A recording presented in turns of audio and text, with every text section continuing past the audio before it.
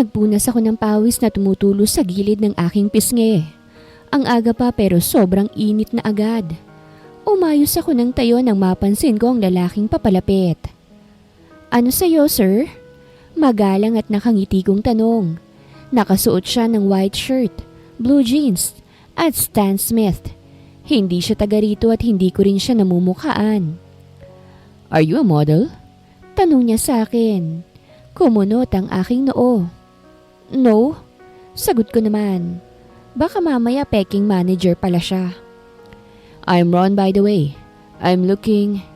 "Hindi ako interesado, sir." Putol ko sa kanyang sinasabi. "If you're looking for a woman to warm up your..." "Whoa, easy girl." Putol niya sa aking sinasabi. Natawa siya. Tinaasan ko naman siya ng kilay. "I am not interested." Matabang kong saad. Hindi ko pa man naririnig ang gusto niyang sabihin. 5,000 a day. Umiling ako. Hindi ito ang first time na merong lumapit sa akin na mayamang lalaki upang mag-offer ng ganito. "Sorry pero hindi ko binebenta ang katawan ko. Kahit naghihirap na ako ngayon, hindi ko magagawang ibenta ang katawan ko. Para lang ito sa lalaking mahal ko, sa ama ng anak ko, kahit na hindi na namin siya kasama.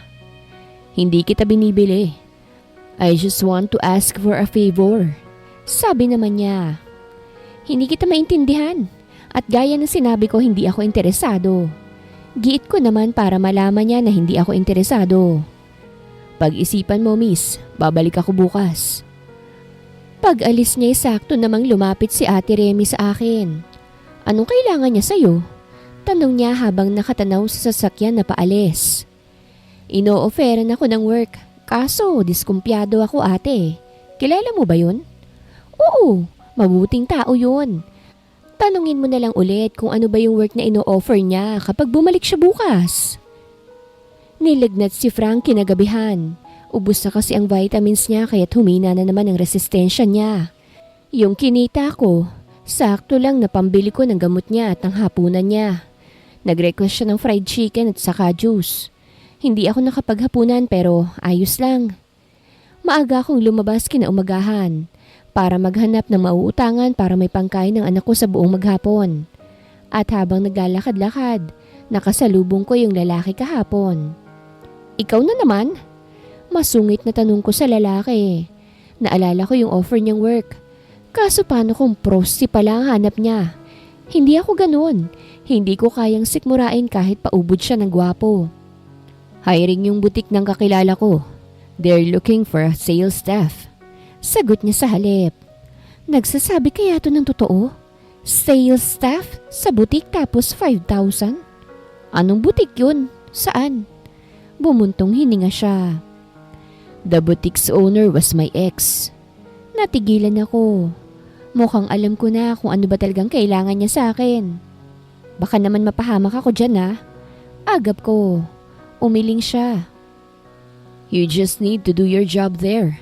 Hatid sundo kita sa pagpasok at pag-uwi. Kailangan kong pagsilosin yung ex ko. We will hold hands. No kissing or malicious act." Paliwanag niya. Bakit ako? Tanong ko naman. Wala na bang iba? Kasi hindi ka niya kilala. Wala akong tiwala sa lalaking to eh. Saka wala naman akong maayos sa mga gamit. Baka imbis na pagsilosan ako, pagtawanan lang niya ako. Paliwanag ko habang nakatingin sa lumang damit na suot ko. "Bibilhan kita. We'll also go out for dinner. Ilang oras lang naman yun. Kakain tayo tapos na. 5,000 a day. Hindi lang isang araw yun ha, dahil matigas ang puso nun eh." Iiling-iling siya. Mukhang siya pang desperado. Nag-isip ako ng ilang sandali. "O sige, fine. Kailan ba tayo magsisimula? Kailangan ko rin ng pera talaga ngayon eh. Naalala kong anak ko." "Bukas, mag-apply ka tapos mag-training ka na rin agad." "Sure ka ba na wala kang ibang plano sa akin ha?" Paninigurado ko naman. Tumawa siya. "Wala." Kinakabahan ako pero wala akong choice. Iniwan ko ang anak ko kay ate. Hindi ko na siya pinagtinda ngayon. Nangako ako na bibigyan ko siya ng 1,000 pag uwi ko mamayang gabi.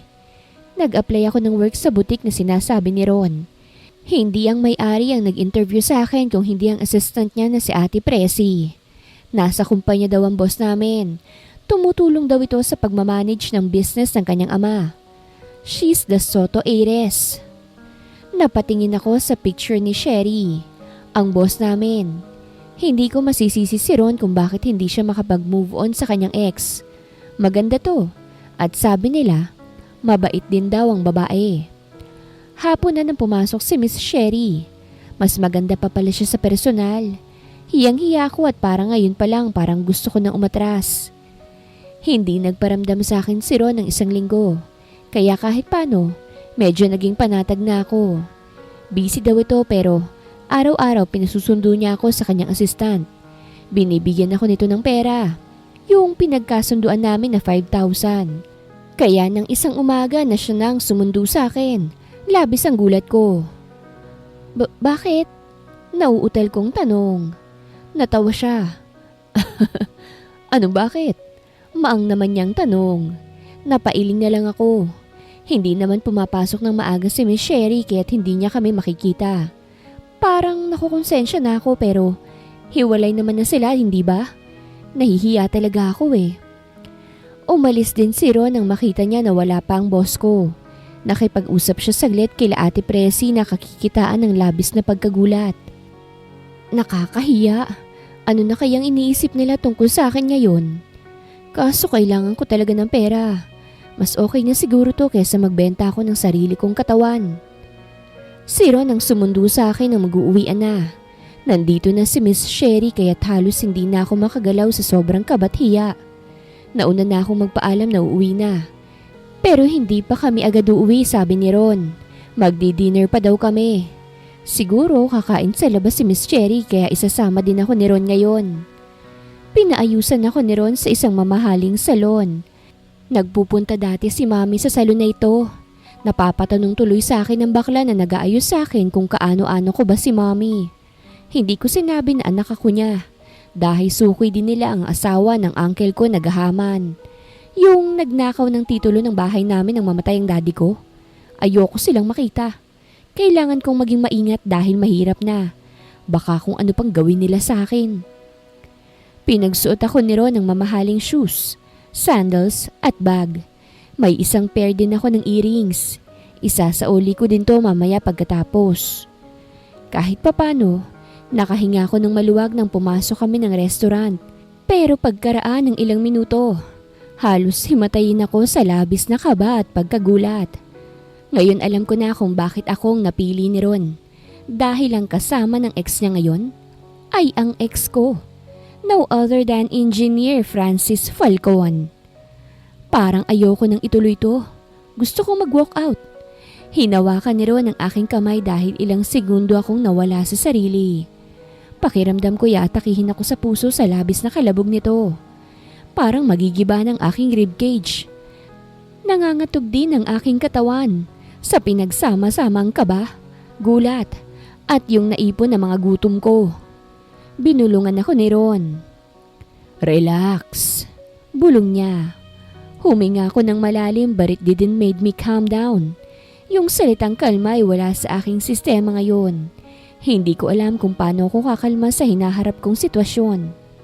Kahit nakaupo, nangangatog pa rin ako. Pinigilan kong ngat-ngati ng aking daliri sa sobrang tensed.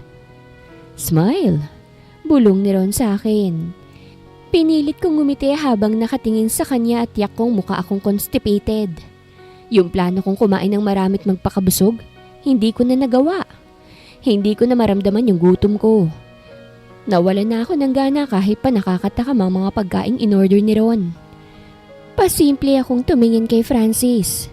Hindi ko inaasahan na magkikita pa kami. Hindi ko hiniling sa Diyos na magkita ulit tayo dahil hindi ko rin alam kung paano kang haharapin. But seeing you now after how many years, halo-halo ang nararamdaman ko. I missed you so much. Gustong gusto kitang yakapin at lapitan. Pero alam kong hindi ko na yun pwedeng gawin. Hindi na tayo. At sigurado rin akong kinamumuhian mo ko. And I totally understand it. Ilang taon nang lumipas pero kagaya pa rin ng nakaraan ang feelings ko para sa'yo. I still love you. I'm sorry, Ira. Bulong ni Ron. Pinilit kong ngumiti. It's okay. Pwede bang i-take out na lang natin tong tira natin? Tanong ko kay Ron. Malapit sa kanyang tenga. Nakakahiya kasi na marinig sa ibang table. Kung gusto mo, sayang din to. Bakit ba hindi ka kumain? Tinanong mo pa talaga yan ha? Medyo naiinis kong tanong sa kanya. Ngumiti siya at nagkamot ng ulo. Hindi mo man lang ako sinabihan. May paninising sabi ko. Kapag sinabi ko sa'yo, sasama ka ba? Tanong naman niya. Hindi ako agad nakasagot. Hindi ko alam. Pero siguro sa una ay hindi. Pero kalaunan ay papayag din ako para makita si Francis. Parang pinipiga ngayon ang puso ko. Pero alam kong hindi dapat. At lalong wala akong karapatan para maramdaman to. Hindi na parte ng buhay ko si Francis. Habang pauwi ako, hindi ko mapigilan ang pag-agos sa mga luha sa aking mga mata. How did you find me? Tanong ko kay Ron. Ilang araw nang nakaraan pero ngayon ko lang to natanong dahil ngayon ko lang nalaman ng dahilan kung bakit ako ang nilapitan niya. Na-curious ako kung papaano niya akong natunton. I have my ways and I'm sorry for not telling you. Hindi ko ina-expect na masasaktan ka sa muli ninyong pagkikita. Nang nakamkam ng mga tiyuhin ko ang kumpanya namin, nagtago na ako sa squatter sa Maynila. Malayong malayo na ako at ang buhay ko sa dati. It's okay, Ron. Akala ko ayoko siyang makita. Pero ngayong nakita ko siya, somehow, I felt happy. Masaya kahit na masakit sa puso. Masaya ako na natupad ang pangarap niya. Wala naman akong ibang hangad kung hindi ang maging successful siya sa buhay. Para sa sarili niya, para sa pamilya niya, at para sa future family na bubuuin niya, kasama ang ibang babae. Tulungan mo ko, Ira. Tutulungan din kitang mabuo ang pamilya mo. Alam niya na may anak ako? Alam kong lahat, Ira. Sagot niya na para bang nabasa niya ang iniisip ko. Wag mong sabihin sa kanyang tungkol sa anak ko, Ron. Hindi niya pwedeng malaman. I don't want my son to be involved with this. Tumango siya. Hindi ko sasabihin. Hindi naman niya kailangang malaman. Ang gusto ko lang ay madistract si Francis. Pero mukhang hindi naman tumalab ang plano mo.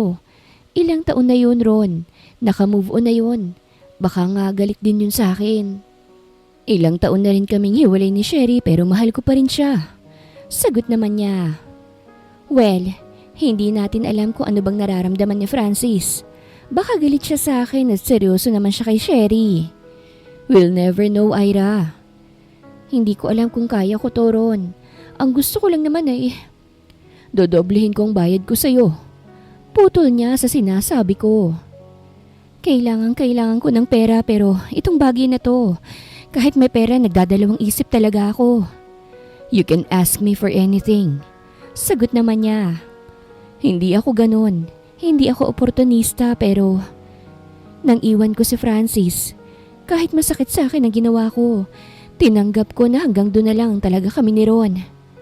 Okay, kung ayaw mo nang mag-ayos kayo, tulungan mo na lang ako kay Sherry. Hindi alam ni Francis na mayroon kayong anak. Hindi rin alam ni Sherry na may anak ang lalaking dinedate niya. What do you want me to do? Gamitin ang anak ko? I will never do that, Ron. Nakaramdam ako ng inis. Sorry, Ira. Bigo niyang sagot. Sasama ko sa'yo sa mga lakad mo na kailangan mo ko pero hindi mo ako maaasahan na lumapit kay Francis. Pagsuko ko. Okay na yun. Hindi mo kailangang lumapit sa kanya, Ira. Naiintindihan kita.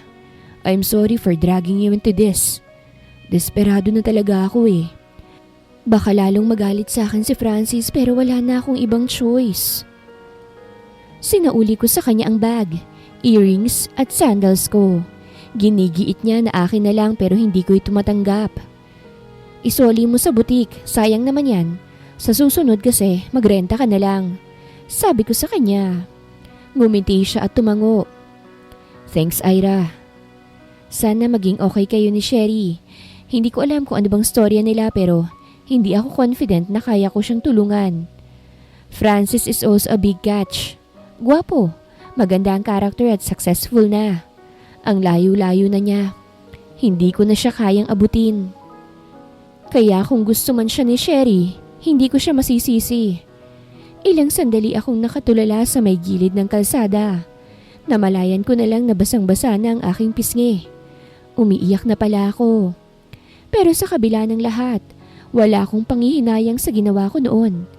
Kahit na naghihirap ako ngayon, hindi ako nagsisisi. Wala naman akong ibang pwedeng sisihin doon. Ang what if ko lang ay what if kung hindi nalugi ang kumpanya namin noon. What if hindi nagloko at nalulong sa sugal si Daddy. Siguro kahit papano mas maayos ang buhay namin ngayon ni Francis. Nagpunas ako ng mukha. Tinuyo ko rin ng maigi ang magkabilang gilid ng aking mga mata bago ako naglakad papunta sa bahay na inuupahan ni Ate Remy.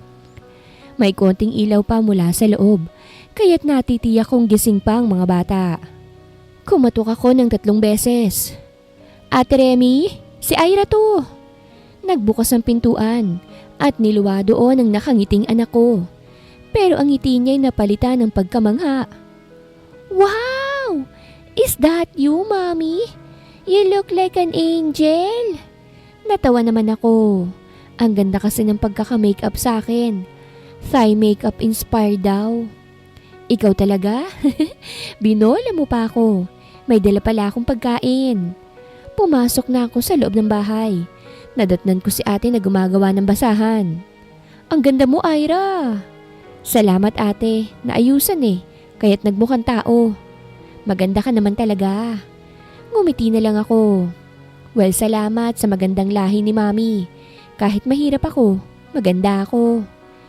Iniangat ko ang hawak kong malaking paper bag. May pagkain akong dala. Ang mga inaantok niyang anak ay biglang bumangon. Pupungas-pungas pa ang mga ito kaya't natawa kami. Pinagsaluhan namin ang mga masasarap na pagkain.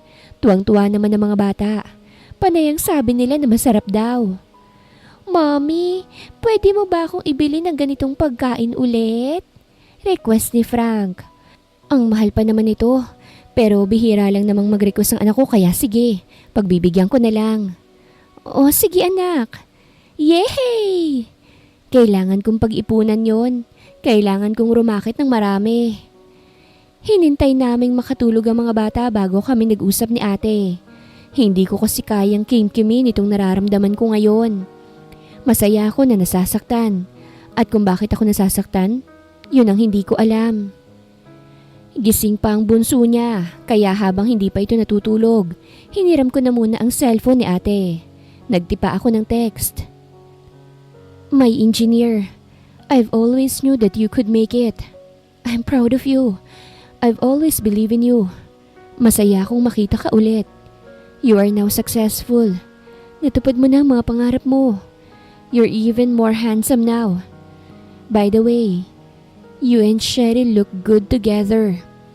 I wish you all the happiness. Love, Ira. Sinend ko ito sa lumang number ni Francis. Hindi na ito active. 2 years after naming maghiwalay. Sinubukan ko itong pagringin. Hindi na ito nagre-ring. At nakasanayan ko na rin mula noon na mag-text sa kanya kapag may load itong cellphone ni ate. Anong nangyari? Tanong ni ate. Hindi ko pa man nakukwento ang nangyari pero bumuhos na ang luha ko. Ikinwento ko sa kanya. Ate, sobrang miss na miss ko na siya. Bakit hindi mo siya subukang kausapin, Ira? May anak kayo at... Hindi ate. Nangako ako sa sarili ko na hindi ko na siya guguluhin pa. Masaya na siya sa buhay niya. Yun lang naman ang hangad ko ang maging masaya siya. But he deserves to know the truth. Magpaliwanag ka. Sabihin mo sa kanyang lahat. Sabihin mo ang tungkol kay Frank. He needs to know, Ira. Hindi pwedeng ikaw lang naghihirap, ano? Umiling ako. Tutulungan ko si Ron. Yun lang. Kahit mahal ko pa si Francis hanggang ngayon. Matagal ko nang tinanggap na hindi kami para sa isa't isa. Hanggang doon na lang ang kwento naming dalawa. Parang hindi ko na kayang ipagpatuloy ang ginagawa namin ni Ron. Kung hindi na siya mahal pa ni Sherry, Hindi na niya mapipilit pa ang sarili niya rito. Hindi makakatulong ang pagpapaselos niya rito dahil lalo lang sasama ang tingin ng babae sa kanya. Kahit hindi yun ang purpose niya kung bakit niya ako nilapitan, iba pa rin ang tingin ni Sherry. Mas lalo na siyang bad shot dito. Nahihiya na rin ako sa kanya. Parang ang kapal-kapal na rin ang mukha ko. Mabait si Sherry at hindi na rin ako magtataka kung bakit siya nililigawan ni Francis. Hindi matapobre ang babae at balita ko ay galing ito sa hirap. She's lovable. Tanggap ko na kahit magkatuluyan sila ni Francis. They both deserve to be happy. Parehas silang mabuting tao. Kaso, sabi ng mga staff na malapit kay Sherry, magkaibigan lang daw sila. Hindi kaya pinagseselos lang din ni Sherry si Ron? Bahala na nga sila. Masyado na ako maraming iniisip. Kung ano man ang kalalabasan ng lahat ng to, magiging masaya ako para sa kanila. Habang naglalaba ako, bigla akong kinabahan kaya tinigil ko muna itong saglit. Lumabas ako ng bahay upang i-check si Frank. Nakikipaglaro siya sa mga bata sa kalsada. Frank! Malakas na tili ng mga batang kalaro ng aking anak. Akala ko nagkakahabulan lang sila pero pati ang iba pang mga bata ay sumisigaw na rin. Tumakbo naman ako palapit sa kinaroroonan nila at nakita ko na lang ang anak ko na nakahiga sa kalsada habang tila hirap na huminga. Sa sobrang takot, niyakap ko siya at binuhat. Mabuti na lang at dumaan ang mobil ng barangay, kaya tinulungan nila kaming makarating sa ospital. Kinuhanan nila ng dugo ang aking anak at nag-request sila ng iba't iba pang test sa kanya. Test pa lang pero hindi ko na kaya ang budget ko. Yung naitabi kong pera ubos na agad, na hindi ko pa nga nababayaran lahat ng kailangang test na gagawin. Pagkatapos ng initial test, nagpasya na ang mga doktor na i-admit na ang anak ko. Yung ibang test ay pinababayaran nila sa akin para magawa agad. Ano ho ba talagang kondisyon ng anak ko, Dok? Lakas loob kong tanong kahit na ang totoo. Takot na ako. Please God, sana hindi po ito seryoso. Ang anak ko na lang ang meron ako. Siya na lang ang dahilan kung bakit ako nagpapatuloy sa buhay. In-explain niya sa akin yung resulta ng test na abnormal daw ang level ng white blood cells at red blood cells ng aking anak. Hinawakan ko ang kamay ng anak ko na mahimbing na natutulog.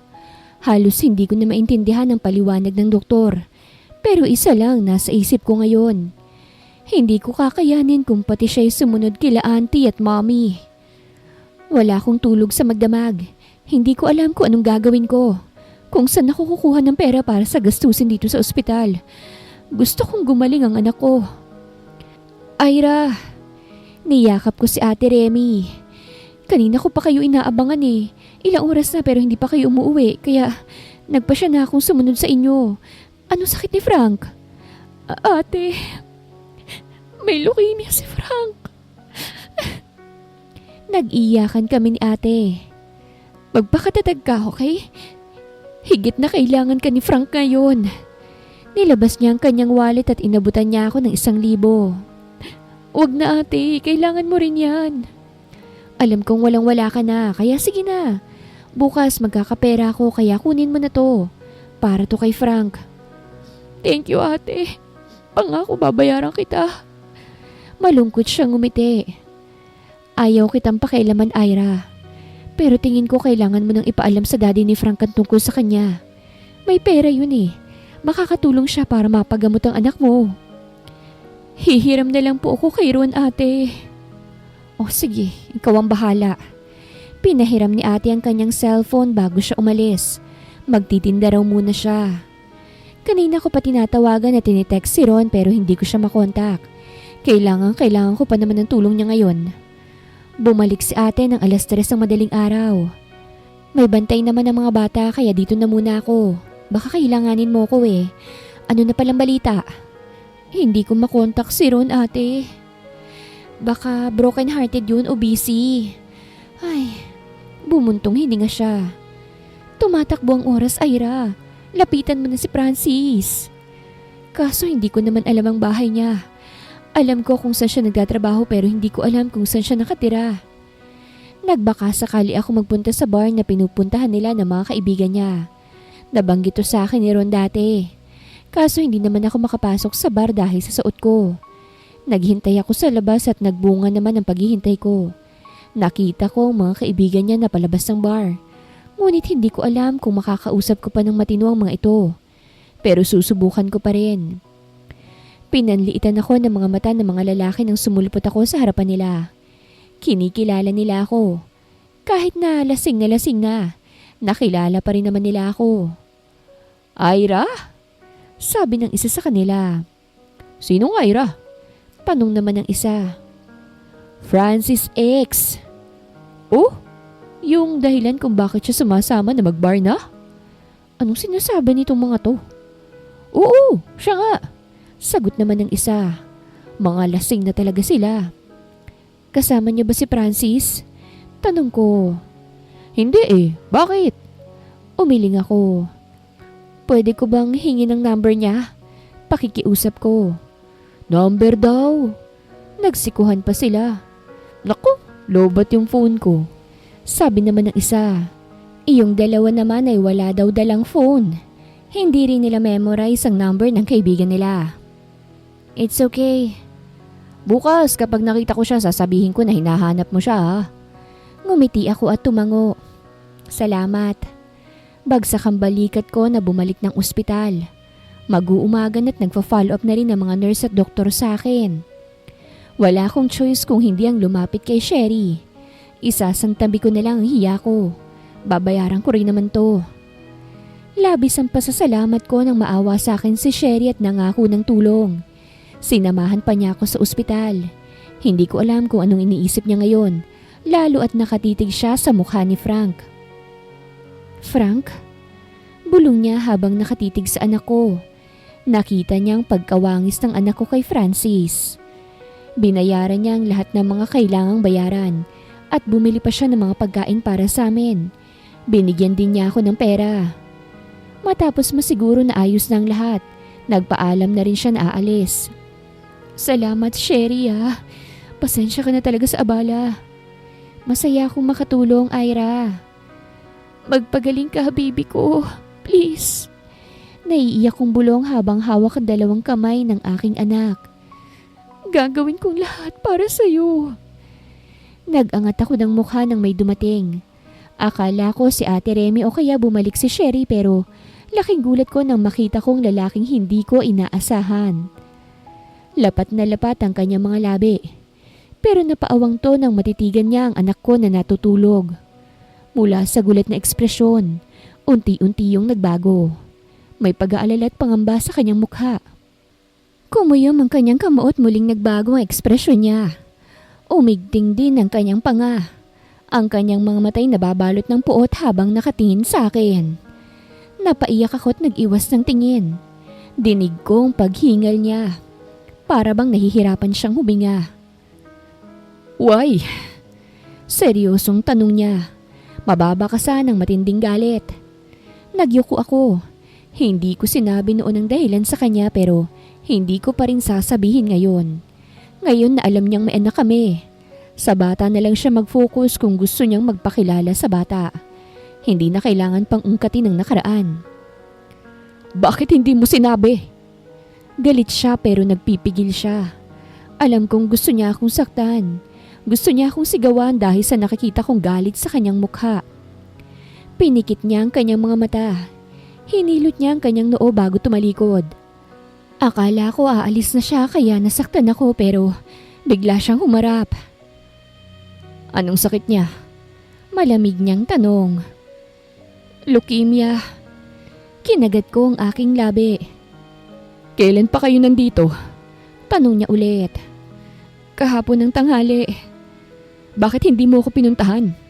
Sasagot pa lang ako pero nagsalita na naman siya. Nauna ka pang lumapit sa lalaking yun?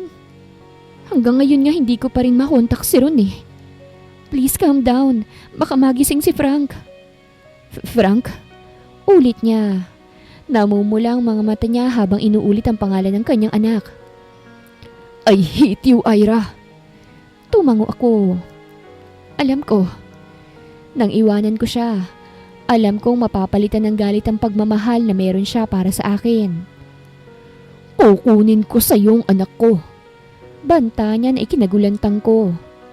Ano? Umiling ako. Hindi. Ano? Itatanggi mo na anak ko siya? He is my flesh and blood, Ira. Tumango ako ng marahan.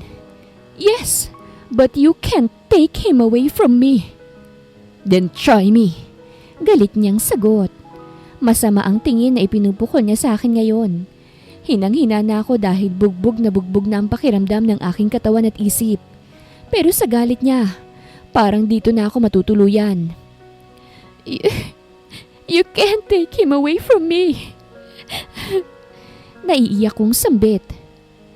Hindi mo na ako madidiktahan ngayon, Ira. Bigo kong binalik ang tingin ko kay Frank. Hindi na ako mayaman at alam kong mas kaya niyang bigyan ng magandang buhay ang anak namin. Pero ganun na lang ba yun? Nakayuko lang ako habang hindi binibitawan ng kamay ni Frank. Hindi ko alam kung anong iniisip ni Francis ngayon. Pero sinisigurado kong hindi niya basta-bastang makukuha ang anak ko sa akin. Kahit wala akong laban kung sakali man na mag-file siya ng custody. Kahit pa nakalagay sa birth certificate ng anak ko na unknown ng kanyang ama.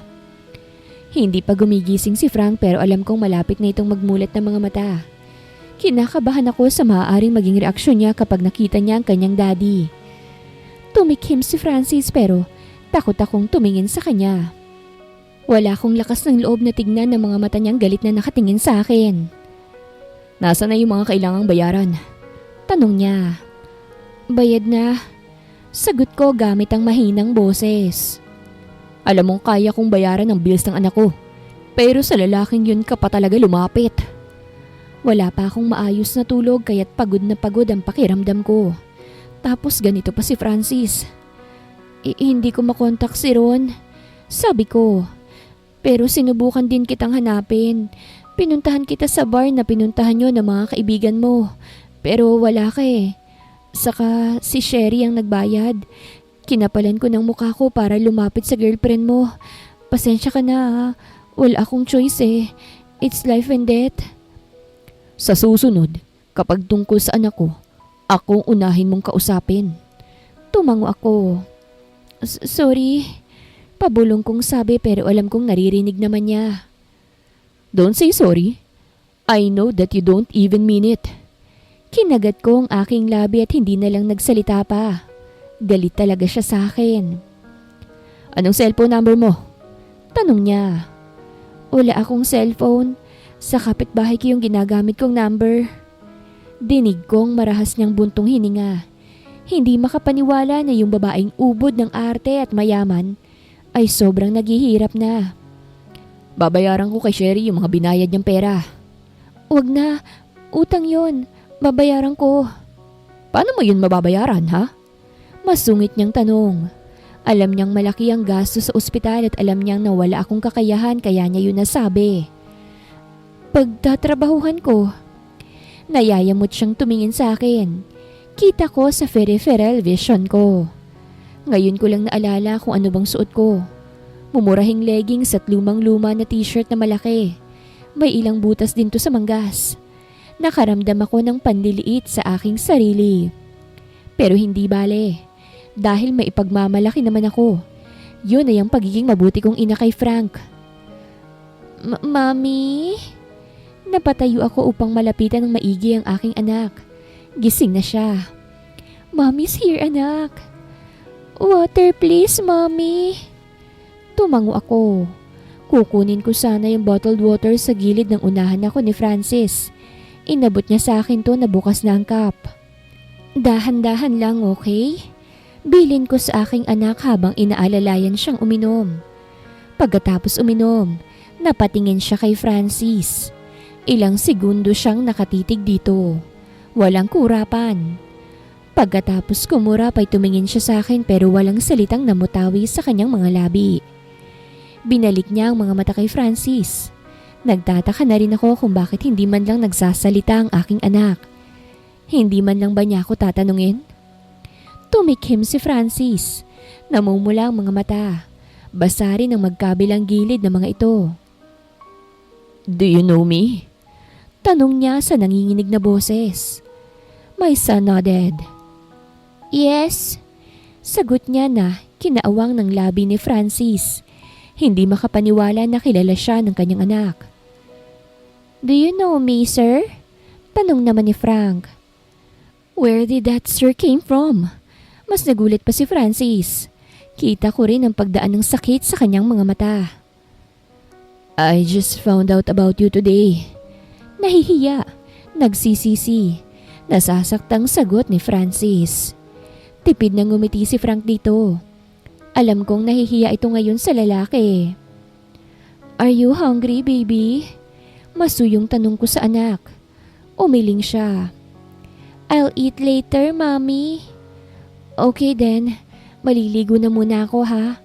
Hahayaan ko na munang mag-ama na medyo nagkakahiyaan pa. Ayoko sanang iwan ng anak ko kaso alam ko naman na hindi ito basta-bastang kukunin ni Francis. Nakaswero pa ito." Nagtagal ako sa banyo ng mga 5 minuto. Paglabas ko, nakaupo na sa gilid ng hospital bed si Francis. Hawak niya ang kamay ni Frank. Nahihiya pa rin ang anak ko sa kanyang ama. Sinulyapan ako ni Francis. "Kakausapin ko lang ang doktor niya." Tumango ako. Nang makaalis siya, doon pa lang nagtanong si Frank. "Why did he suddenly appear, mommy?" Ngumiti ako. "Dahil nalaman niyang tungkol sa'yo. He's also worried about you. Are you happy that your dad is here?" Nahihiya siyang tumango. "You should tell it to him." Sabi ko, mukhang pati si Francis ay nahihiya rin sa kanyang anak. "You should hug and kiss him, okay?" "Can I, mommy?" "Of course, anak. I'm sure he'll be happy if you do that." Nagyuko siya at biglang bumalik sa pagiging mahiyain. Nakabalik na pala si Francis at mukhang narinig niya ang usapan naming mag-ina.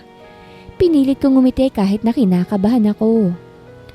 Tinanong ko ang doktor, pwede na raw siyang ma-discharge bukas. Tapos babalik na lang para sa follow-up check-ups niya. Nanginig ang katawan ko sa kaba. Natatakot ako dahil pakiramdam ko, kukunin niya na ang anak ko na gaya ng banta niya kanina. Okay. Mahinang anas ko. Ngumiti ito't lumapit sa kanyang anak. Kita ko ang kagustuhan niyang yakapin at halikan ng kanyang anak. "May I hug you, son?" Naiiyak na tumingin sa kanya si Frank. Tumango siya. Nang yakapin siya ng ama, tuluyan na siyang napaiyak. "I love you, son." Bulong ni Francis. "I'm sorry for the years that I was not with you." "It's okay, Daddy. I understand. Mommy told me everything." Yakap nilang isa't isa ng ilang minuto. Nang kumalma na sila parehas, humingi na rin ng pagkain ng anak ko. Sinubuan ko siya kahit ayaw niya sana. May swero siya sa kamay kaya't masakit ito. Habang kumakain, pinagmamasdan naman siya ni Francis. Panaka-naka naman siyang sinusulyapan ng kanyang anak. Hindi umalis si Francis kahit sinasabi ko na pwede na siyang umuwi at magpahinga. Nilakasan ko pang loob ko para kausapin siya pero ismid lang ang sagot niya sa akin. Alam ko naman nagalit siya. Gusto ko lang sana na maging civil kami sa isa't isa, lalo na sa harap ni Frank. Wala akong tulog sa magdamag. Natatakot ako sa maaaring mangyari kinabukasan. Maging si Francis ay gising lang din. Walang sawang pinagmamasdan ng anak na mahimbing na ang tulog. "Bakit mo inilihim?" Hindi ako sumagot. "Sabagay, masyadong maliit ang tingin mo sa akin kaya..." Patulo na ang luha ko nang magbukas ang pintuan at pumasok ang babae na pansamantala kong nakalimutan na nag-i-exist dahil kay Sherry. Si Tina. "Francis!" "Ira?" Namilog ang kanyang mga mata habang salitan kaming tinitignan kasama ang batang nakahiga sa hospital bed. Akala ko hindi na siya parte ng buhay ni Francis. Nang makabawi ang babae sa pagkagulat, ngumiti siya pero tabingi ang ngiting yon. Lumapit siya sa lalaki at hinalikan to. Hindi ko na tinignan kung sa labi ba o sa pisngi ito humalik. "Kanina pa ako naghihintay sa bahay. Ipinagluto pa kita. Sorry, late ko nang nabasa yung text mo." Sila pa rin pala. Akala ko, kaya niya rin dinedate si Sherry dahil wala na sila ni Tina. Pero sila pa rin pala. Kumirot ang aking puso. Mas makirot pa kesa tuwing nakikita ko silang magkasama ni Sherry. Hindi ko naman sana ililihim ang tungkol sa baby namin ni Francis. Kaso nang bumalik ako, sila na ni Tina. Pumasok ako ng banyo dahil hindi ko na kayang magpanggap. Hindi ko na kayang magpanggap na nakamove on na ako at okay lang ang lahat. Hindi ko na kaya pang pigilan ang pagtulo ng aking mga luha. Tahimik akong umiyak sa banyo. Masakit pa rin pala. Kaya mo yan, Ira. Ilang taon nang nakalipas at ilang pagsubok na rin ang pinagdaanan mo. Ayos lang yan. Ipakita mo sa kanila na ayos ka lang. Hindi ka pwedeng magpakita ng kahinaan kahit pa walang-wala ka ngayon. Naghilamos ako. Pinunasan ko ang aking luha gamit ang towel na dala ko rito sa loob ng banyo. Nang lumabas ako, sinigurado kong hindi na ulit ako maluluha pa. Hinanda ko ng sarili ko sa makikita ko ngunit paglabas ko, wala na si Tina. Nakatayo naman si Francis sa tabi ng kama ni Frank. Pinagmamasdan niyang anak at paminsan-minsan ay hinahaplos ang buhok at pisngi. Ako na lang ang magbabantay, sabi niya. Naupo siya sa upuan sa gilid. Naupo naman ako sa mahabang upuan. Nagmuni-muni ng ilang sandali bago ako nahiga. Hindi ako naantok dahil sa dami ng aking iniisip. Pero dulot na rin ng pagod. Ginupo ako ng antok. Nagising ako dahil sa pagdating ni Ate Remy. May bitbit siyang lomi para sa akin. Mainit-init pa to. Sinulya pa niya si Francis. Nagtatanong ang kanyang mga mata. Pinilit ko namang ngumiti bago pinakilala si Francis. Daddy ni Frank, sabi ko. Kamukhang kamukha. Sabi ni ate pero hindi na rin nagtagal ang kanyang mga mata sa lalaking nakatingin sa amin. Buti dumating ka dito ate. Hindi ka pa ba pagod? Medyo pagod pero sanay na tayo. Sagot naman niya habang inaayos sa mga dala niyang pagkain. Inaalala rin kita baka hindi ka pa kumakain. May kapalitan ka pala sa pagbabantay ng anak mo. Iyong mga bata, tanong ko naman. Iniwan ko sa kapitbahay. Francis, gusto mong kumain? Nahihiyang aya ko sa kanya. Kumakain naman siya ng ganito dati. Pero ewan ko lang ngayon kung kumakain pa rin siya. Hindi niya ako noon mapilit na kumain ng mga ganito. Ang bilis talagang magbago ng panahon. Ang buhay ay punong-puno ng hiwaga. Kung ngayon, maaaring nasa taas ka. Bukas hindi mo na masasabi kung mananatili ka pa rin sa pwestong yun. Busog pa ako. Sagot niya habang nakatingin sa akin na nagsimula ng kumain. Medyo malakas akong kumain kapag may pagkain. Kung walang pagkain, kaya ko rin namang magtiis. Kaya siguro medyo payat ako. Pero hindi naman ako mukhang stick. Nagbukas si ate ng orange at pinaghatian namin yon. Kailan lalabas si Frank? Bukas ate, pwede na raw siyang ma-discharge. Miss na siya ng mga anak ko. Hindi ko alam ang sasabihin ko. Bigla ko kasing naalala yung sinabi ni Francis. Kukunin niya si Frank sa akin. Kaya't natatakot ako para bukas. Hindi na rin nagtagal pa si ate dahil kailangan niyang matulog. See you tomorrow sabi niya. Salamat sa pagdalaw ate. Nang makaalis siya, para naman akong tuod. Hirap gumalaw dahil may pares na mga matang nakatingin sa akin. Ilang na ilang ako. Kung dati ay gustong-gusto kong sa akin nakatuon ang mga matang yon, ngayon ay iba na. Alam kong ang mga matang to ay galit sa akin. Iniinsulto ako at nilalait. Naalala ko yung sinabi ko noon sa sulat para sa kanya. He's no good for me. Hindi sapat ang pagmamahal lang. Nahiga na ako para makaidlip man lang kahit papano. It's already 4 in the morning. Bukas, may panibagong pagsubok na naman akong susuungin. Sana hindi ko yun ikadurog ng husto.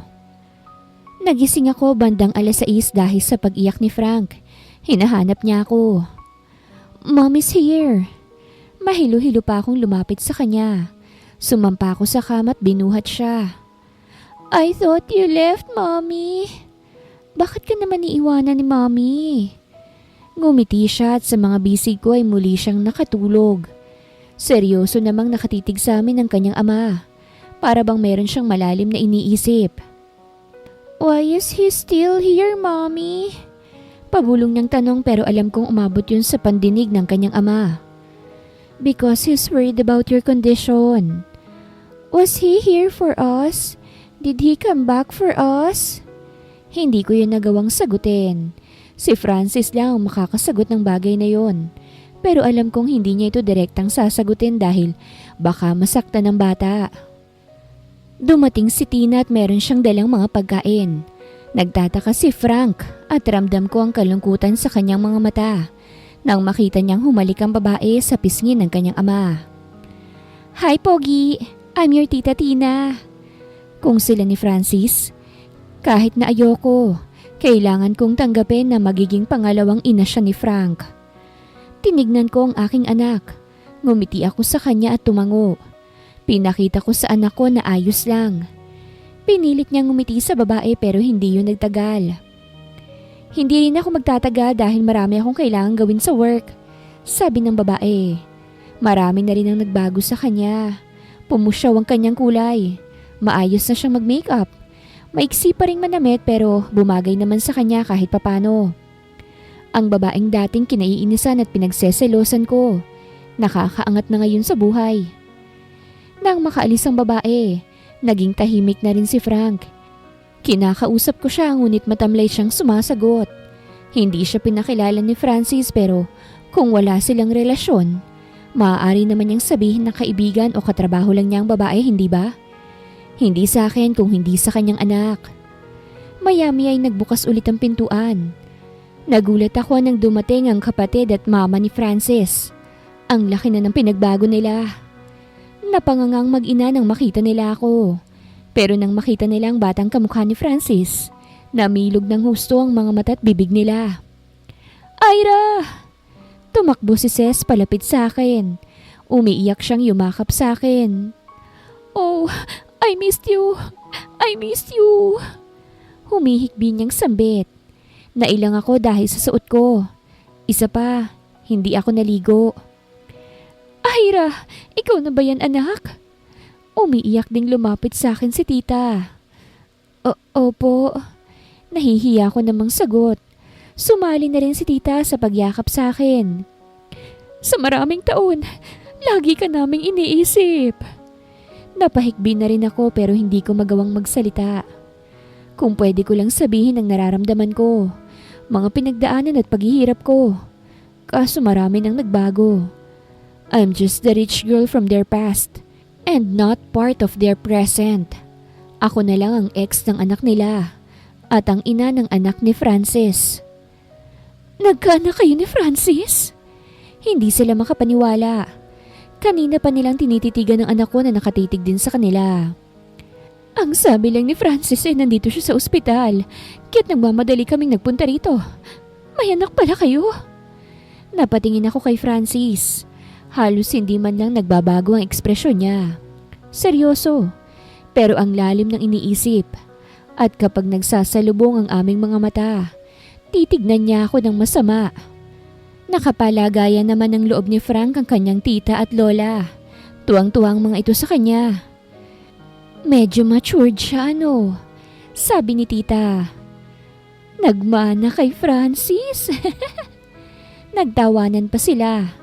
Nangiti na lang din ako. Natahimik lang ang room nang dumating ang magra-rounds na doktor. Pwede na raw umuwi si Frank. Ang follow-up check-up niya ay in 4 days. Inasikaso naman agad ni Francis ang bills. Habang naghihintay, hindi na rin ako mapakali. Nag-usap na ba kayo? Sabi ni Ces sa akin. Umiling ako. Sana makapag-usap kayo para sa bata. Ano bang nangyari, Ira? Bakit ganito? Akala ko. Hindi na niya naituloy ang sinasabi dahil nakabalik na agad si Francis. Let's go. Aya niya. Saan kayo nakatira? Tanong ni tita. Sa bahay ko uuwi si Frank. Singit naman ni Francis. Ha? Nagkatinginan ng mag-iina. Si Frank naman ay tila nauunawaan ang nangyayari. Naiiyak siyang tumingin sa akin. Si Frank lang? Tanong ni Ces. Medyo naiinis sa kanyang kapatid. Kukunin ko si Frank. Hindi mo siya basta-basta makukuha, Francis. Wala ka sa birth certificate ng bata. dahil hindi mo hinayaan na maging ama ng anak ko, Ira. Hindi ako nakasagot agad. Sa akin lang si Frank. Talaga ba? Kaya mo ba akong labanan sa korte? You want me to file for custody? Hamon niya. Francis naman. Siya na lang ang meron ako. Nag-iwas siya ng tingin. Mommy! Tawag ni Frank sa akin. Agad ko naman siyang niyakap. It's okay. Natatakot akong magkalayo kami pero kung mapapabuti naman siya kay Frank, hahadlang pa ba ako? Kailangan niyang magpagamot at kaya ko siyang ipagamot. Tama si Francis. May sakit ang anak namin kaya higit na kailangan niya ang kanyang ama ngayon. Pinunasan ko ang luha ko. Hindi ka na maghihirap pa, anak. Naiiyak kong bulong sa anak ko. Nandito ng daddy mo. Kayang-kaya niyang ibigay ang lahat ng kailangan mo. Suminghot siya. Hindi siya gaya ng ibang bata na maglulupasay at mag-iiyak. Alam kong naiintindihan niya ang sitwasyon. I'm so sorry, anak. I love you, Mommy. Mahigpit ko itong niyakap. Umuwi na muna tayo. Sa bahay tayo mag-usap-usap ng maayos. Hindi yung ganito na nagtatalo kayo sa harapan ng bata. Giit ni tita. Sumakay kami sa sasakyan ni Francis. Mayaman na talaga siya. Kahit si Cez ay may dinadrive na ring sariling sasakyan niya. Nakarating kami sa condominium ni Francis. Dito niya kami dinala. Ang alam ko, may iba pa siyang bahay.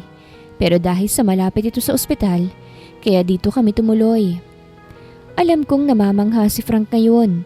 Pero kapag napapatingin ako sa kanya, nagyuyuko siya. Ayaw niyang ipakita sa akin na gusto niya ang bahay ng kanyang ama. Ano ba ang gusto niyang mangyari? Tanong ni tita. Kayo ba'y nag-usap ng dalawa? Huwag niyong pairalin ang galit niyo. Dapat, isaalang-alang niyo ang bata. Dahil siyang higit na maaapektuhan dito. Ano pa bang dapat na pag-usapan pa? Malamig na tanong ni Francis. Kaya kong ibigay ang mga pangangailangan ng anak ko. At isa pa, umiling siya. Never mind. Basta na lang itong tumalikod. Pinilit niyang umalis kaysa makipag-usap ng maayos. Naiintindihan ko ang inaasta niya. Sinaktan ko siya noon. I totally understand. Inasahan ko na rin to. Na ang dating pagmamahal niya sa akin ay mapapalitan ng galit. I'm sorry for hurting you in the past, Francis. But seeing you now, I didn't feel any regrets. Lahat ng ginawa ko para sa ikakabuti nating lahat. Sana, dumating ang araw na mapatawad mo ko. Pinipigilan ko ang sarili ko na mapahagulgol. Ayokong ipakita sa aking anak na sobrang helpless ako. Gusto kong ibigay ang lahat sa kanya pero wala akong kakayahan para ibigay ang lahat ng yon. Yung isang kwarto, doon na lang kayo magkakwarto. Sabi ni tita sa amin. Baka kay Frank lang dahil ayaw ni Francis na narito ako. Hindi naman niya ako responsibilidad na patirahin dito dahil lang sa may anak kami. Pumasok kami sa kwarto na itinuro ni tita. Merong komportabling higaan na ikinatuwa naman ni Frank. Nang mapatingin siya sa akin, para bang nakonsensya siya. Itinago niya ang galak sa kanyang mukha. Ngumiti ako. Ipinakita ko na masaya ako para sa kanya. Masaya ako na masaya siya. Hinayaan ko na muna sila tita at Frank sa kwarto. Naupo ako sa tabi ni Cez. Agad naman niya akong niyakap. Kanina pa iyak ng iyak. Ano bang nangyari sa'yo? Akala ko maayos ang lahat pero bakit ganito? Tapos may anak pala kayo ni kuya. Nagyuko ako. Hindi ko masabi sa kanyang lahat dahil ayokong kaawaan niya ako. Maayos naman ako. Sabi ko na lang. Napalaki ko ng maayos si Frank.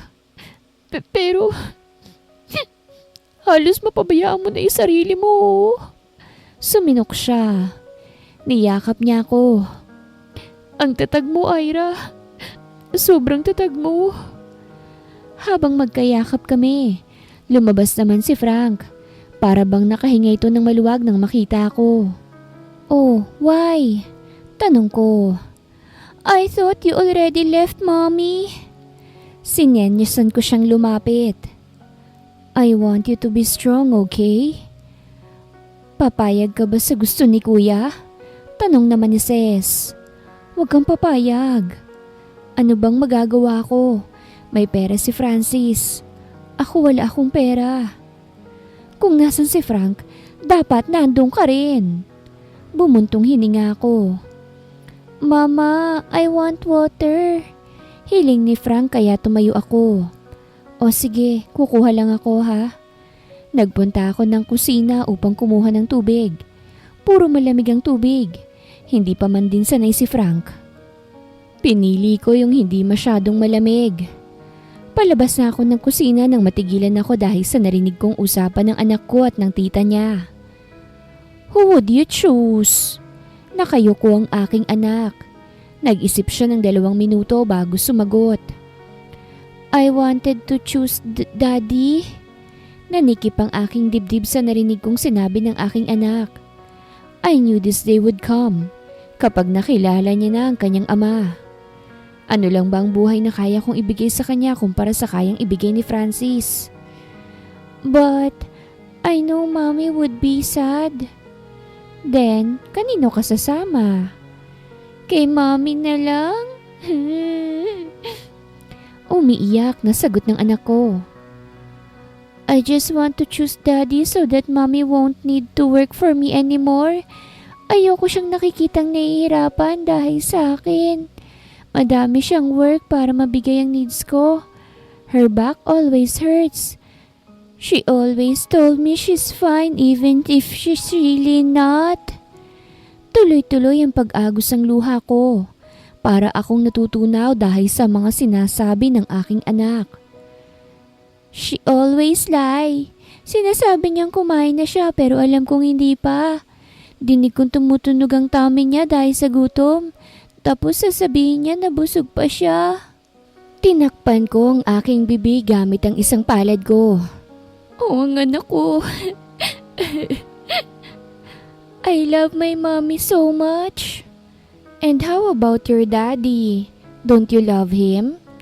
Tumango siya. Yes, I love him. Wala ako sa mundo kung wala siya. Why can't you choose him instead? He can give you everything you wanted. Mommy and I are family. Kahit mahirap lang kami, masaya naman kami. Hindi siya mag-aasawa para sa akin. Hindi rin siya nagbo-boyfriend. Sinabi niya sa akin yun. We only have each other. She only have me. Daddy will soon have a family of his own. He will marry. He will also have his own kids. While Mommy will be alone. She will be sad without me. Do you want Mommy and Daddy to be back together? Sandali siyang nag-isip. May iba ng love si Daddy eh. Gaya nung kapitbahay namin. Wala silang papa. Their papa have his own family already. Nagpunas ako ng luha. Napatingin ako sa lalaking galing pala sa may balcony. Masama ang tingin niya sa akin kaya't agad akong nagyuko. Nang mapansin kami nila Ses, inaya nila si Francis sa kwarto. Susunod din sana ako nang lumapit sa akin si Francis. Napalunok ako at halos kapusin ako ng hininga dahil sa kaba. Nagsisisi ka man lang ba sa ginawa mo? Matigas niyang tanong. Sinubukan ko siyang tignan sa mga mata pero hindi ko yun matagalan. Umiling ako ng marahan. No. Pagkasabi ko noon, ay muli na naman akong iniwan. Kahit pa bumalik kami sa nakaraan, pipiliin ko pa ring iwanan siya para sa kanyang ikabubuti. Nakatulog na si Frank, kaya plano ko na umalis sana para muna kunin ang mga gamit niya sa bahay. Kinausap kanina ni Tita at Ses si Francis. Hindi ko rin alam kung anong pinag-usapan nila dahil wala naman silang sinasabi sa akin. Anak, kumain na tayo. Aya ni Tita sa akin. Umorder si Ses ng pagkain at yun ang tanghalian nila. Sige lang po. Aalis po sana ako. Saan ka pupunta? Malamig na tanong ni Francis. Hindi mo pwedeng kunin si Frank.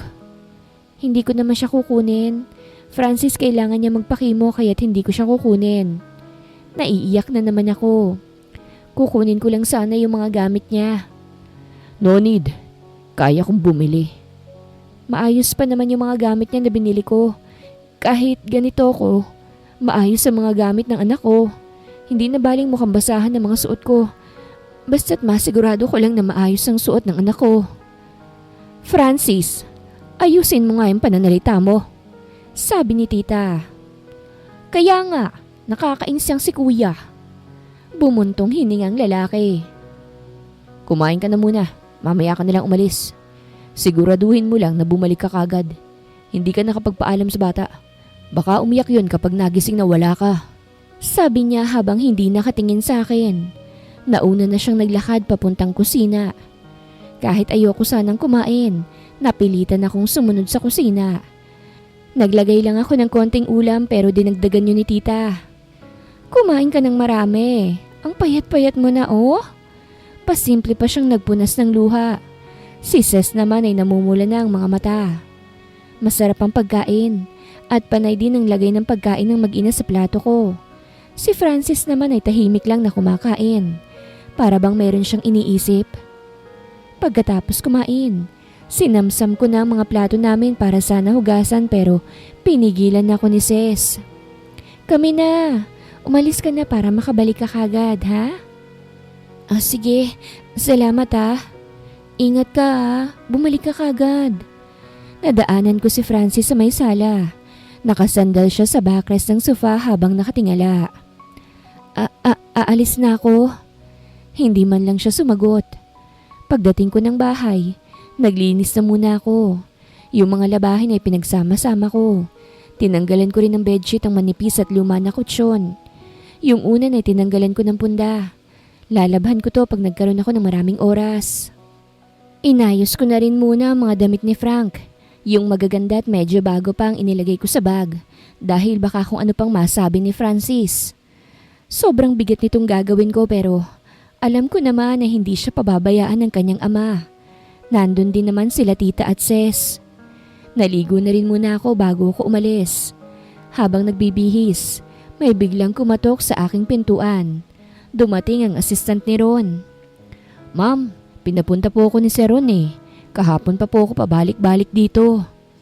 Nasa ospital po ako eh. Bakit raw ho? Ang alam ko, nasa bakasyon sila Ron at Sherry ngayon. Bati na rin sila sa wakas. May ipinapabigay si Ron sa akin. 25 kilos na bigas, isang malaking basket ng prutas, at 2 karton ng mga groceries. Salamat ho ah. May binunot siya sa kanyang wallet. Naku, wag na ho. Sobra-sobra na nga po itong ibinigay niya na ito eh. Habang pinipilit ako ng lalaki at tinatanggihan ko naman ng pera, biglang dumating si Francis. Agad namang nagdilim ang kanyang mukha. Tinignan pa niya ako mula ulo hanggang paa. Ang suot ko ay isang lumang duster ko. Sa pagmamadali ko kanina para mabuksan ang pintuan ng lalaki, ay ito ang nadampot kong damit. Who is he? Galit niyang tanong. Assistant po ako ni Sir Ron. Magalang na sagot ng lalaki. O bakit?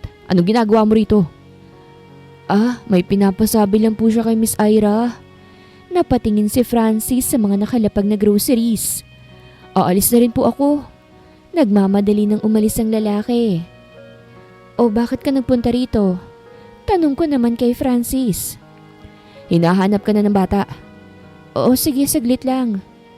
Wag na wag mong dadalhin yan sa bahay ko. Inis niyang sambit nang subukan kong bitbitin yung nakakarton. Ibibigay ko kay Ate Remy. Bakit bang sungit nito? Sa bagay, masungit din naman talaga siya noon sa akin nang bagong dating pa lang ako sa probinsya. Mas masungit pa ngayon dahil galit nga siya sa akin. Nagpatulong ako sa mga tambay sa labas upang dalhin ang mga groceries sa bahay ni ate. Ano tong mga to? Iiwan ko muna dito ate. Yung prutas ubusin nyo na lang ng mga bata. Yung bigas hatiin mo sa 2. Pati po yung groceries. Ate, kukunin ko na lang next week ha. Salamat ha. Bumili ka ng cellphone mo ha. Tapos text tayo. Mag-iingat ka. Sana wala ka na maging problema. Opo ate, salamat. Sumakay ako sa kotse ni Francis. Ayoko sanang sumabay sa kanya dahil nahihiya ako pero masama niya akong tinignan. Ano pa bang kailangan mo kay Ron? Galit niyang tanong pagkatapos ng 30 minutos na pananahimik. Pinapunta lang niya yung assistant niya. Bakit? May relasyon ba kayo? Nagpapagamit ka ba sa kanya? Ano? Pakiramdam ko, double meaning ang kanyang sinabi. Wala kaming relasyon, Francis. O ano palang meron kayo? Maayos na sila ni Sherry. Pero bakit hindi nyo pa rin pinuputol ang ugnayan nyo? Kahit naman yata anong sabihin ko, hindi siya maniniwala sa akin. Pumasok na kami sa kondo niya. Dumiretso ako sa kabilang kwarto pero wala dito si Frank. Wala rin sila tita at sis. Nasaan kaya sila? Inayos ko na muna sa cabinet ang mga damit ni Frank. Aalis din ako agad. Hindi na ako makakapagpaalam sa anak ko pero alam ko namang maiintindihan niya. May schedule akong nakasulat sa kanyang notebook.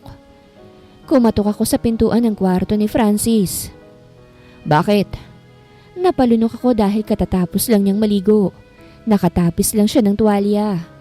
Nag-iwas ako ng tingin bago sumagot. Nasaan si Frank? Baka naman siya sa playground sa baba. Tumango ako. Okay. Saan ka pupunta? Tanong niya dahil may bitbit akong bag. Uuwi na. Alagaan mo sana ng mabuti. Nagulat ako nang basta na lang niya akong hilahin papasok sa kanyang silid. Isinandal niya ako sa dingding. Sinipsip niya ang aking leeg at naramdaman ko na lang na nilihis na pala niya pababa ang suot kong panty. Iniangat niya ang isa kong binti. Nagsalubong ang aming mga mata. Malamlam ang mga mata kong nakatingin sa kanya habang siya naman ay punong-puno ng galit. Hindi ka pwedeng umalis kung manlalalaki ka lang naman. Napasinghap ako. Anong manlalalaki? Kahit kailan, wala akong ibang... Umulos siya nang wala man lang pag-iingat. Mabilis ang bawat pagbaon niya at may kasamang galit. Sobrang sakit. Banat na banat ang aking pakiramdam. Feeling ko first time ko ulit ito. Sobrang saglit lang din nun. Hinugot din niya agad. Sinubukan ko siyang halikan pero umiwas siya. No, we're not lovers so we shouldn't kiss. I don't want to kiss you. I don't love you anymore. Para akong binuhusan ng kumukulong tubig. Basta na lang niya akong tinalikuran. Pumasok na siya sa banyo. Nanghihina ako.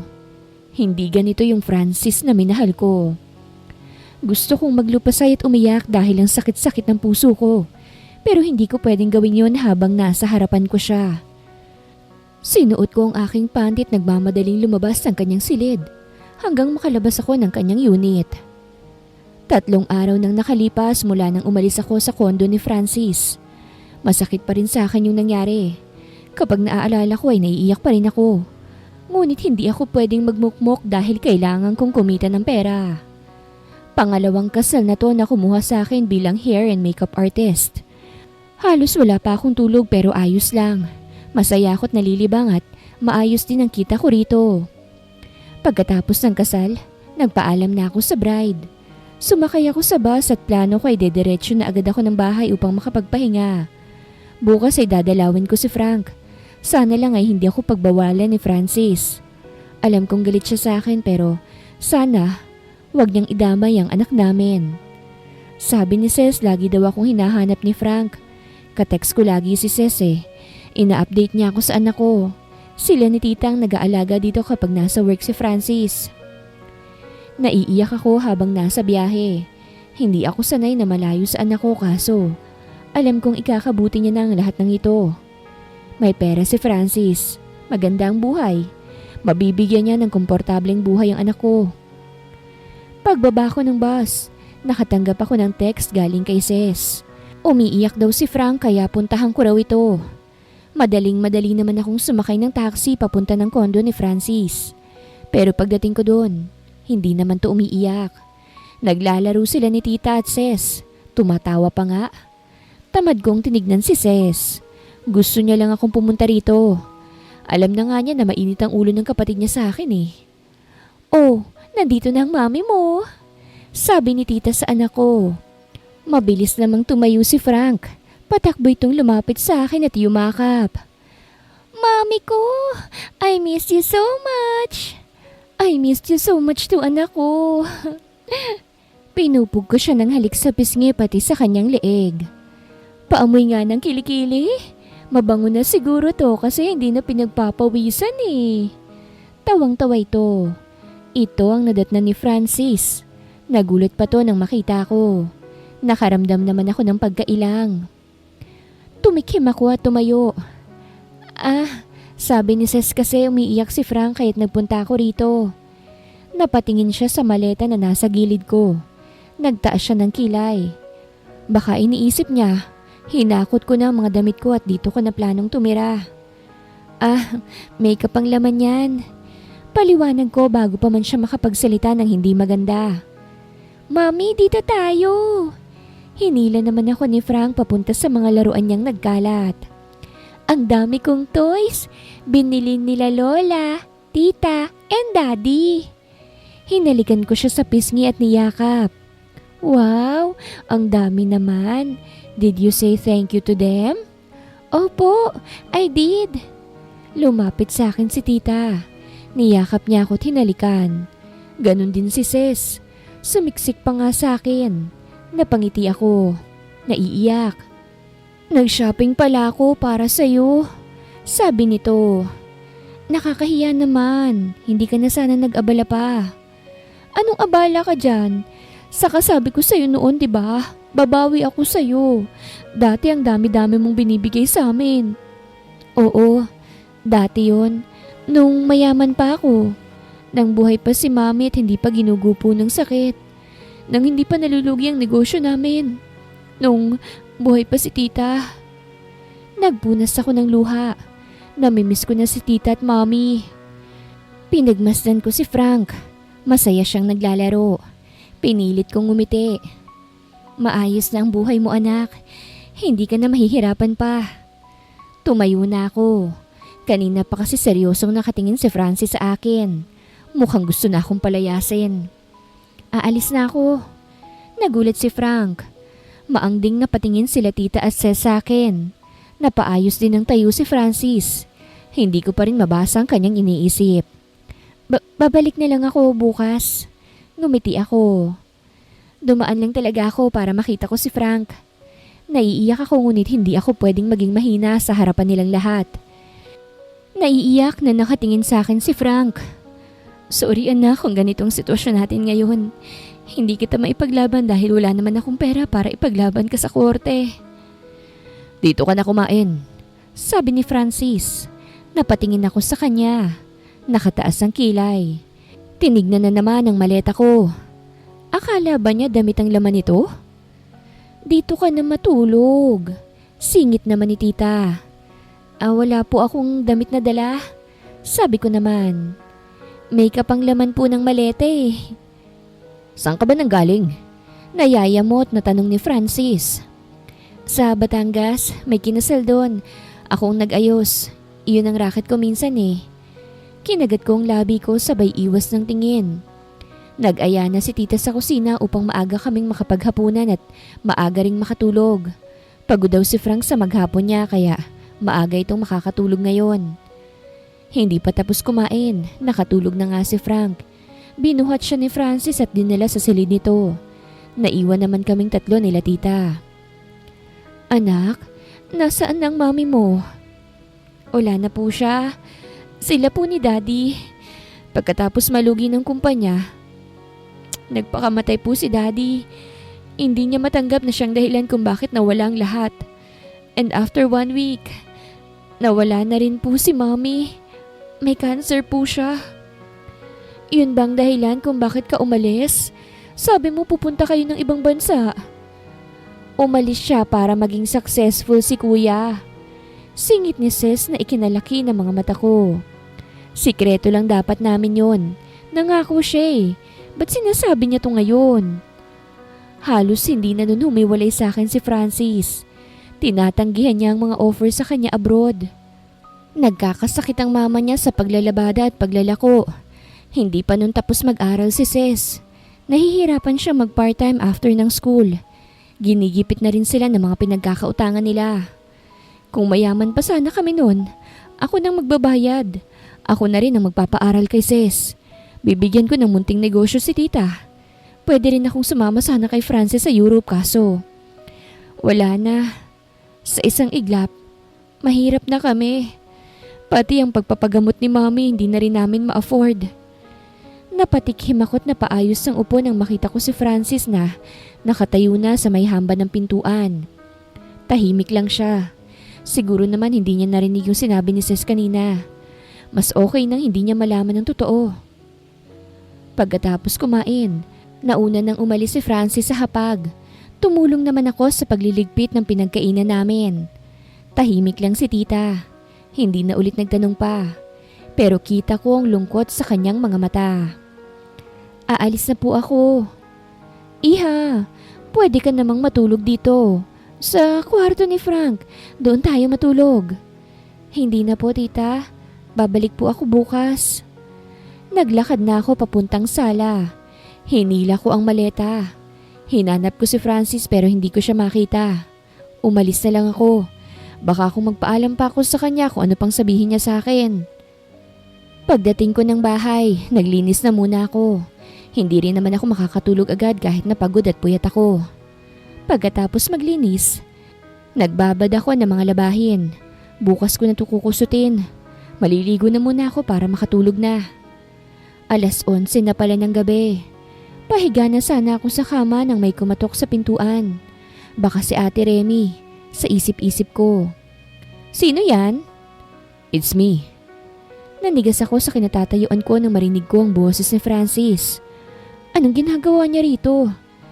Kahit na may sama ako ng loob sa kanya, hindi naman pwedeng hindi ko siya pagbuksan ng pintuan at basta nalang itaboy. Anong ginagawa mo rito? May nangyari ba? Nakainom ka ba? Nakatitig lang siya sa akin. Namumula ang kanyang mga mata.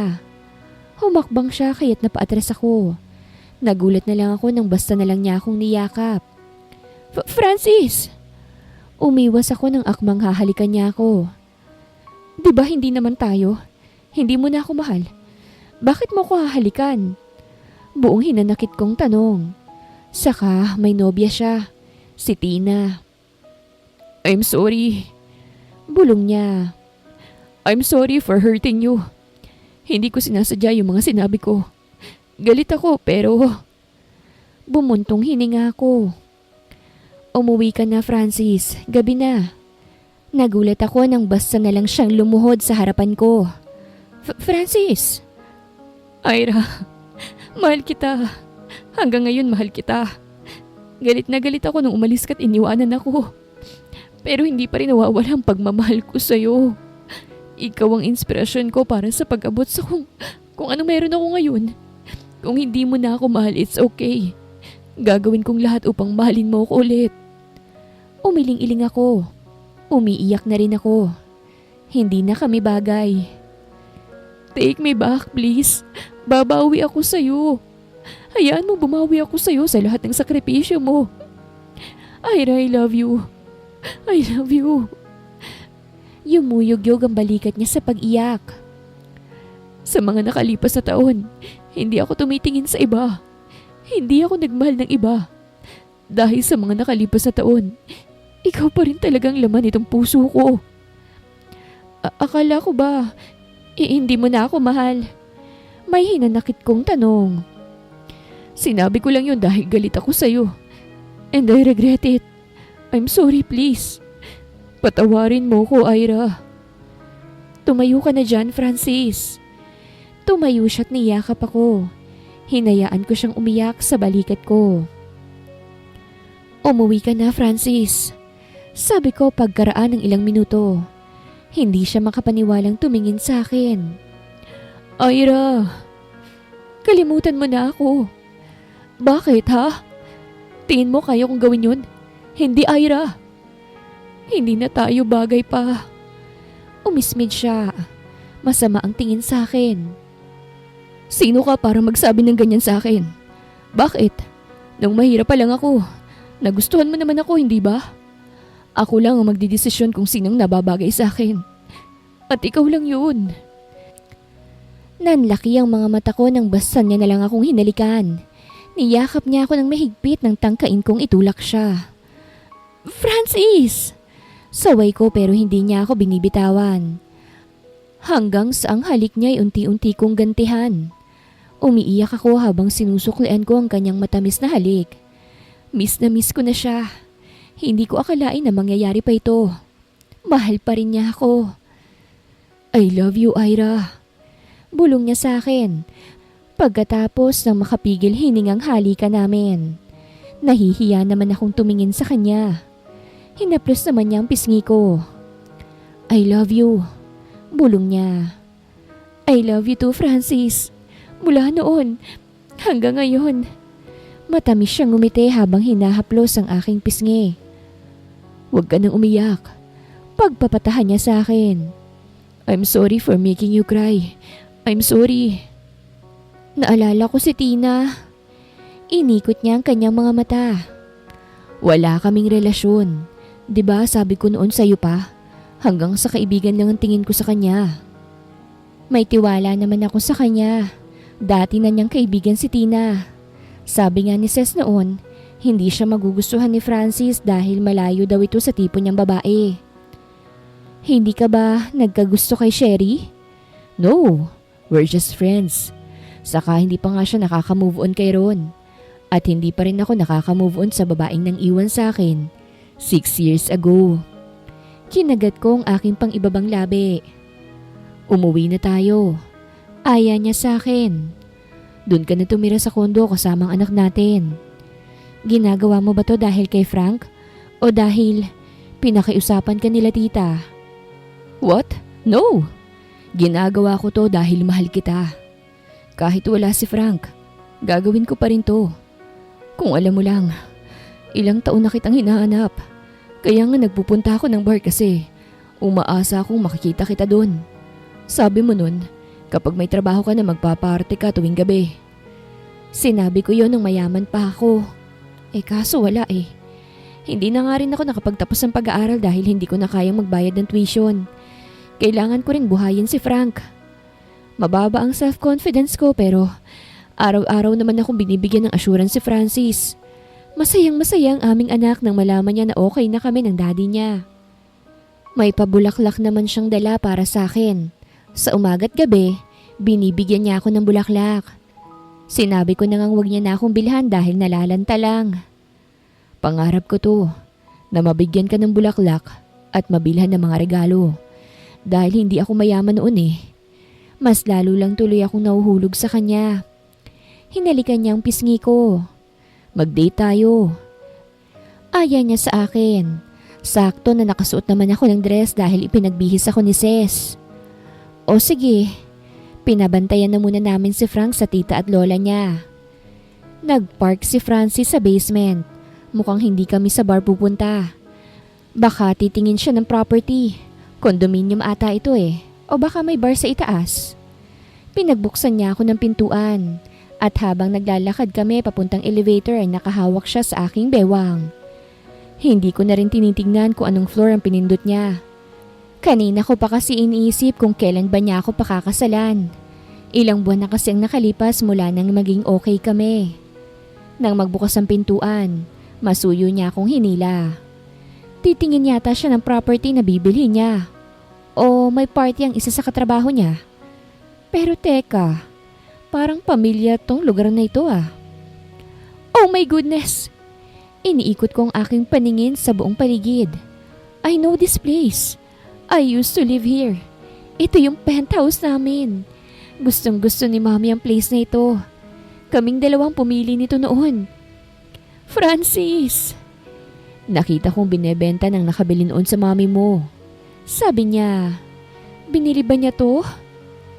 Sa'yo na ulit to. Nakangiti niyang sambit. Binili mo?